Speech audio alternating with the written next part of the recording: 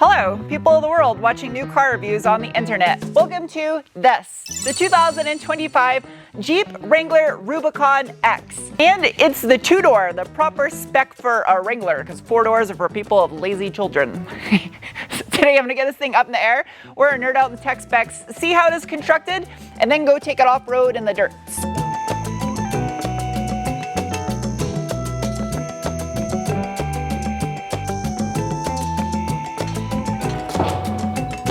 First things first, you don't need to be a physics major to understand why this is not the vehicle of choice if you want to tow trailers with. Well, it has a rock stuck inside it.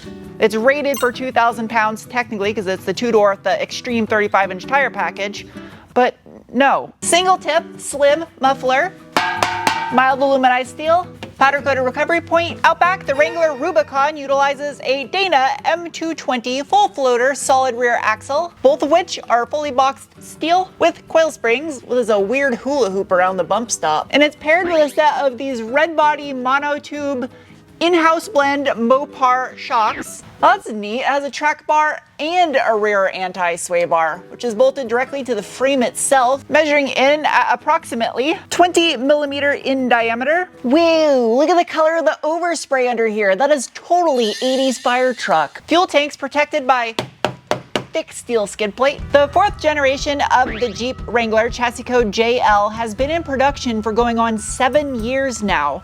And this two-door Rubicon X model weighs in at 4,279 pounds, 330 pounds lighter than the same model with 4 doors. As far as the transmission goes, this 2-liter turbo 4-cylinder model is equipped with the ZF 850RE 8-speed automatic transmission with a maximum torque input rating of 500 newton meters, which is approximately 370 pound-feet. And it's paired with one of 2 available transfer cases, this one being the Rocktrack MP3022OR 2-speed transfer case with a 4 auto mode. Because it's a 2-door, 1-piece drive shaft, look at these weights. Just welded on there, little barnacles. Single resonator in the mid-pipe, all mild aluminized steel, measures in at a rather beefy 70 millimeters or 2 3/4 inches.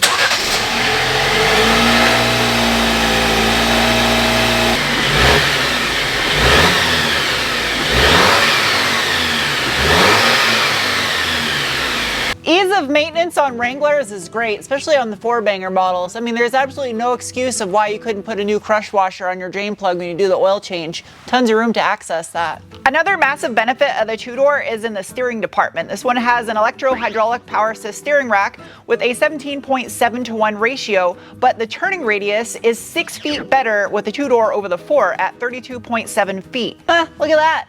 Jeep actually paints their drive shafts unlike Ford. Oh, it's got a Jeep logo on there. That's cute. Up front, the Rubicon utilizes the 3rd generation Dana 44 solid front axle with another TrueLock locking front diff with a 4.56 final drive ratio, cast iron knuckles, box steel lower links, tubular upper links. Again, paired with those red body monotube Mopar branded shocks with divorced coil spring, in-house Mopar branded steering stabilizer. And hiding behind the front skid plate right here is the electric sway bar disconnect. And that front anti-sway bar measures in at approximately 34 millimeter in diameter. Steel bumper. How did you get up there? Also, these creepy little idiots are available for sale on my website if you want to support this channel along with my car detailing products, RoboBubble.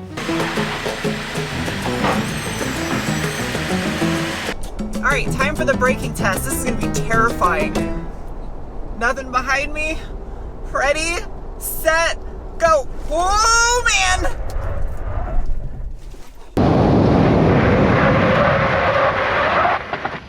I imagine that's how braking tests were in the 80s. I mean, if the stopping distance wasn't terrible, the ABS did a good job.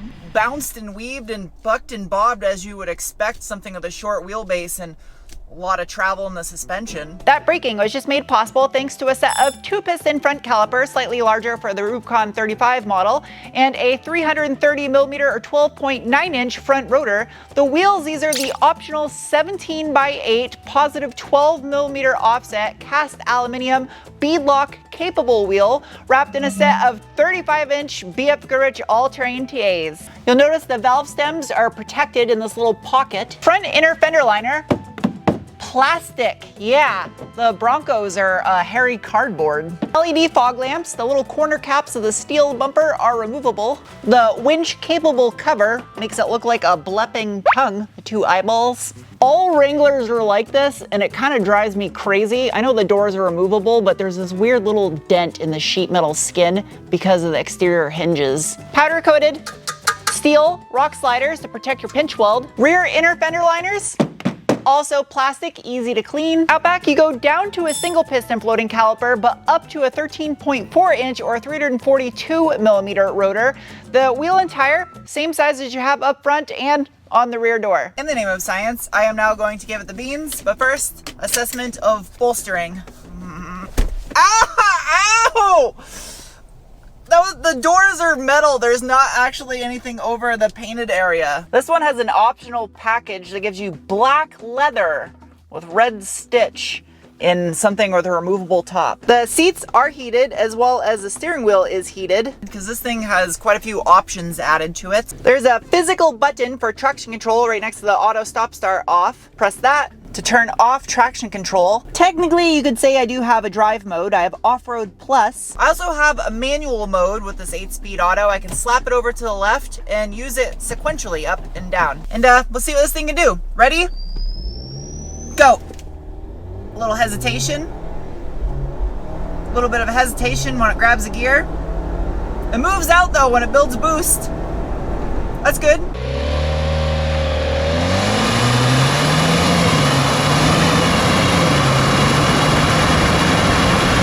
It's reasonably quick. I feel like they might be sandbagging on the power figures a hair. Pop in the hood. I love that you can just do this outside the vehicle, except anyone can just do this outside the vehicle. Wait, the hinges are on the outside. You can technically take the hood off this thing too. I don't know why no one ever mentions that. Probably because no one in their right mind would do that. That's just dumb. Open, no hood struts. Underneath the hood of the 2025 Jeep Wrangler Rubicon is the GME T4, which is a 2-liter all-aluminum turbocharged 4-cylinder that produces 270 horsepower at 5,250 RPM and 295 pound-feet of torque at 3,000 RPM. When this engine first debuted in the Wrangler, it did have the e-torque mild hybrid system, which was a belt-driven starter generator, but they ditched that fairly quickly. A plastic charge pipe right on top of the plastic valve cover. Oh, that's foam. Squishy, neat. Huge diameter intake pipe, jeez. So if you look at the location of the center of the axle and follow that line up, the engine is actually front midship. It is mounted behind the center line of the front axle. Digging in a little bit deeper on this 1995cc turbo 4-banger, it is undersquared at an 84 by 90 millimeter bore and stroke with a 10.0 to 1 compression ratio. It is a chain-driven engine. It is direct inject only though. Does have variable valve timing, as well as the turbo is a twin scroll unit, which you can see that turbo is mounted right here on the driver's side of the engine bay. It has a secondary coolant expansion chamber over here. I guess maybe because it's got a cooled EGR system. You can see it does utilize a traditional vacuum-based brake booster. That was a bold engineering decision to put your coolant expansion chamber right next to the washer fluid reservoir. I guess the black cap and the giant emoji on the washer fluid should keep people from screwing that one up. Interesting location for the airbox inlet. Now the base engine in these Wranglers is the Pentastar V6, which comes standard with a 6-speed manual transmission. And that is my biggest complaint with this turbo 4-cylinder, is they don't offer the manual on this engine, which would be perfect competition for the Ford Bronco with the 2.3 EcoBoost. Huge missed opportunity there.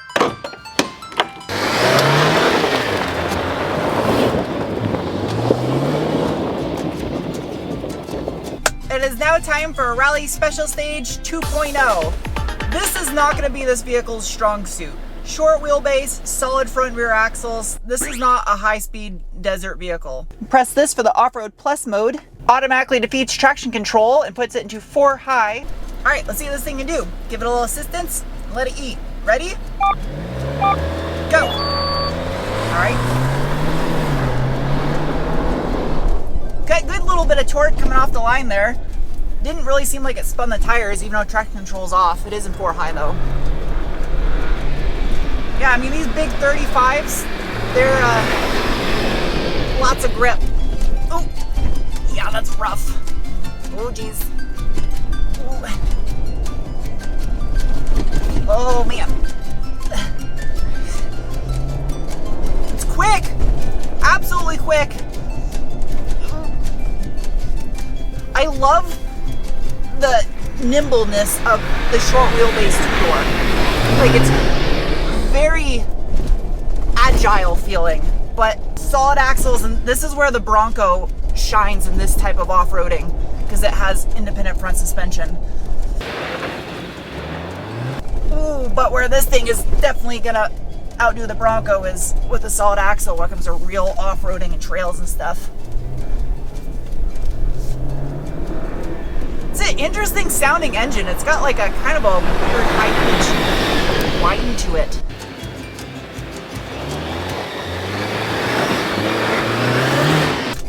These tires just dig right in. Traction for days, absolutely traction for days.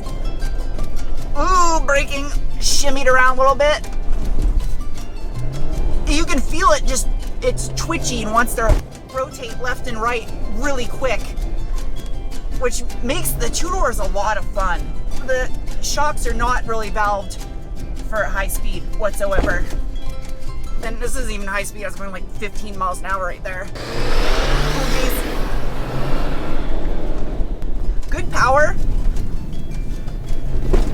Oh man, I'm breaking out a sweat just gripping the wheel and paying attention. Oh geez, that's rough. Oh man. Alright, oh geez, that was such a rough lap. It crossed the line. Solid axles on that type of a test are brutal. Not one of the fastest laps, but this is not the type of off-roading this is designed for. This is not the Swiss Army knife of off-road. I'm disconnecting my front anti-sway bar real quick because I gave this thing a challenge that it was naturally not designed to do, so I'm gonna give it something it is designed to do. I'm gonna rock this thing forward and back to, there we go. If I flip this up, I can lock both the front and rear diff, or flip it down to lock just the rear. I don't think I need that for this though. This has lots of weird holes and bumps, so it'll be great for articulation. Yeah. I'm so glad that there's still solid axle vehicles, front and rear, on the market. Yeah. As far as the hill climb goes, typically this hill is reserved only for unibody-based crossover all-wheel drive vehicles to test their off-road capability, which is a challenge for many. But to show the difference between a proper off-road rig, a real SUV, and a crossover,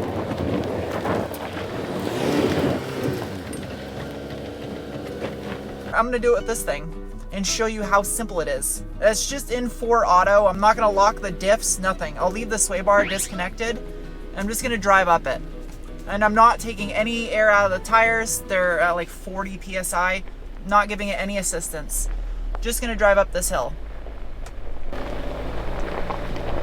Just like this. I went down the most steep approach and it was like driving in a parking lot. That's the major complaint against crossovers. People buy them because they think that they're gonna be good in an off-road situation. They're not. They're mediocre. They can do some stuff, but not like something like this. And they're not that great on-road compared to a car, whereas a car will be far superior at handling because lower center of gravity, and it's, I'm gonna go back down the same path. I'll see if I can go down a steeper position. No, that doesn't really matter. It's simple. It's literally like driving through a parking lot in a Jeep. Now this is an obstacle I have never done with any other vehicle in any other review because it is really only possible with a short wheelbase vehicle. And I don't know if it's possible because I've never done this before. But I think mathematically this will work based on guessing. I'll put on the screen my approach, departure, breakover, and ground clearance. It's got over a foot of ground clearance. It should be able to make it over the breakovers. But again, I've never done this before and this looks insane. I don't know if I'm gonna make it over the breakover. I really hope I don't high center. Do I got breakover or good? I do? It's so iffy because it's so steep. It's like that. Okay, keep going. This is nuts. This is super steep. Now I'm gonna start immediately going back up. Yeah, you could not do this.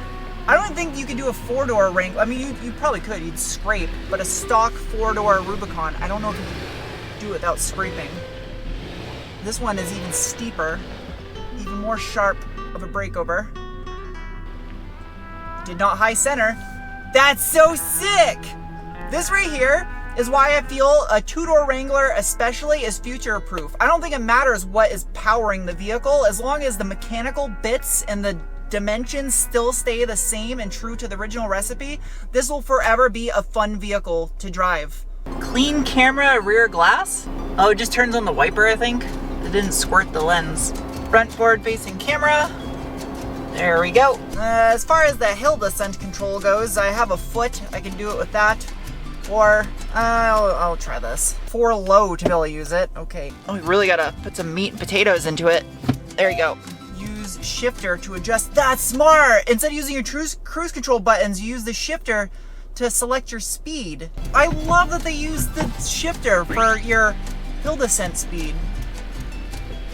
You can already hear the little robotic whales doing their thing to control the speed.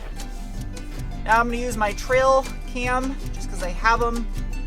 Front forward facing cam. A lot of these features like the hill descent control and stuff, it's neat, but you don't really need that. That's where, I mean, the Rubicon is sweet just because of the mechanical hardware you get, the axles and stuff, but all the accessories are added to this. If you can afford them, great, but I don't think you need them to make this vehicle awesome. I think just a Rubicon out the door, if nothing added to it, good to go. So a little bit of a downside with this thing having a dual top option, the soft top and the painted hard top. There is absolutely zero storage space. But I mean, normal people wouldn't carry both tops around with them. But at least you can carry that. That's kind of neat. Gives you instructions how to attach it. I got a little LED light and a outlet for old school cigarette lighter. Whoa, the back of the seat is super soft. That's really nice fabric that will get full of dirt. I will say the 2-door Bronco has a little bit more space back here than the 2-door Wrangler does. I don't even have to tell you the specs. They're literally written right on here. Made in the USA, developed in Auburn Hills, Michigan, built in Toledo, Ohio since 1941. Dust. This is why you don't need 4 doors. I am a Sasquatch, and I will now climb into the back of this thing. And I'm standing in dirt. It's even more difficult. Okay.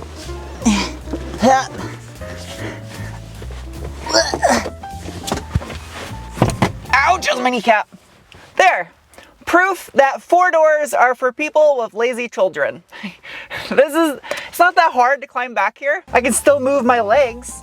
That's a plus, and I'm almost 6 foot tall, so I think a lot of people can get away with 2 doors. They don't realize it. The speaker is conveniently placed so that way if you have the annoying person, you stick them in the back seat and then the front people don't have to listen to them. They get drowned out by the music. The vents look like Ritz crackers. LED lights. Are you serious? I got dual USBs back here. Oh, I have USB-C and there's 4 ports for only 2 seats.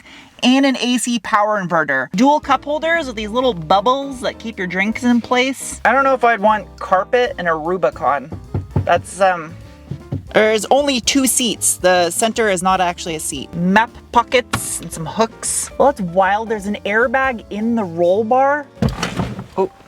The back of the seat looks like Domo's face screaming. Accomplished ingress, I must accomplish egress. Oh, the seat slides forward. That would have been way easier to get in if I would have thought of that.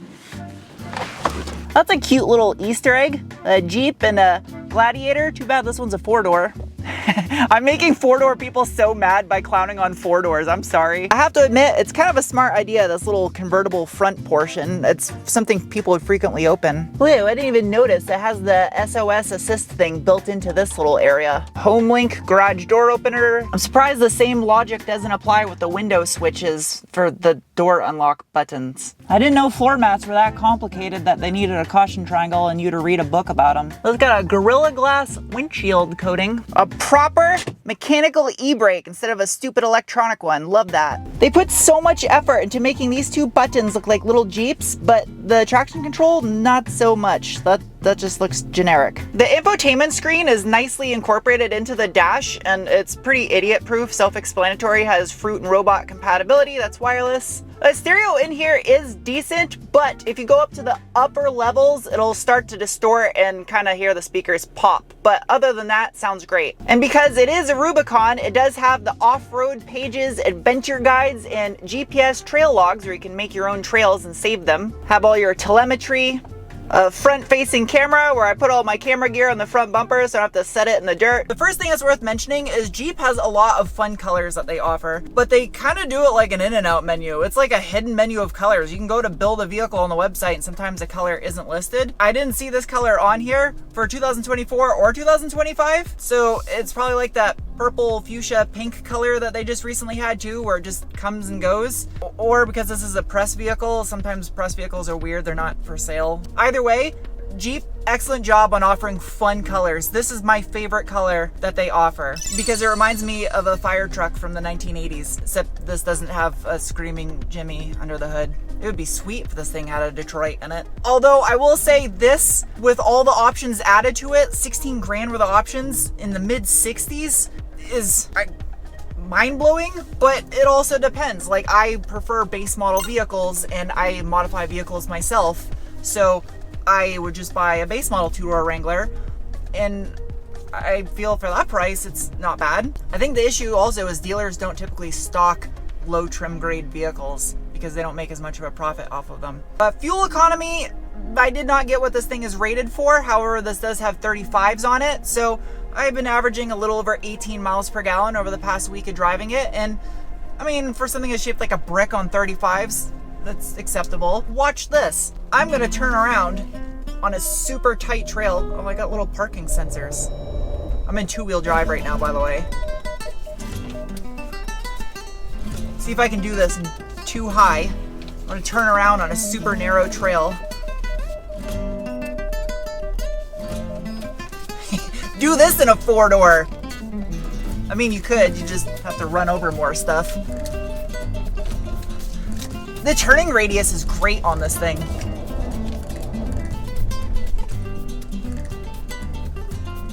Yeah! See? Case in point why a 2-door is better.